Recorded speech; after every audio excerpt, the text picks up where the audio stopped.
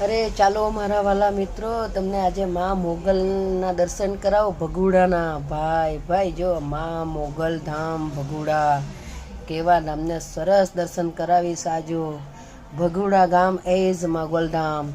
ને આ વિડીયોમાં તમે મારા સાથે લાસ્ટ તક બના રહેજો, જે કરીને તમને માના દર્શન કરાવીશ, પ્લસ તમને 14 ને મંગળવારના આરતીના પણ દર્શન કરાવીશ.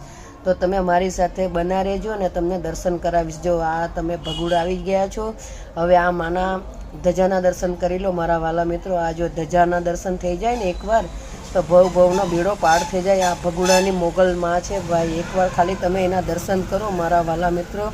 કેટલું સરસ છે. આ મોગલમાં આ જો છે આઈસી મોગલમાં. જો હવે તમને છે ને એમના આરતીના દર્શન કરાવીશ. તો આ જો એમનો થાળના દર્શન છે, એટલે થાળ માતાજીનો થાળ ચાલે છે. હવે તમને મા મોગલની આરતીના દર્શન જો એકવાર મા મોગલનું નામ લખી લો મારા વાલા મિત્રો. તમને લાઈવ દર્શન કરાવું છું આરતીના, એ પણ જો કેટલા સાક્ષાત મા મોગલના દર્શન. આવા દર્શન ભાગ્યશાળીને મળે, એ બી 14ના અને મંગળવારના.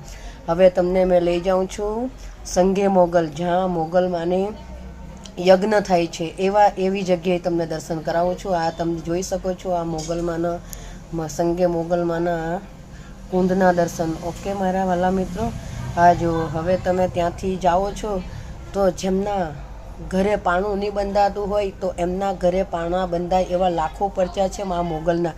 એ આ સાક્ષાત છે. જો બધાના ફોટા રૂપે માના ચરણોમાં બધા છોકરાઓને અર્પણ કર્યા છે. એટલે આ મોગલધામ માના જેમના ઘરે છોકરા નહીં થતા હોય તો એમના દર્શન કરીએ છીએ. જો આ જુઓ બધા છોકરાઓ છે એમના.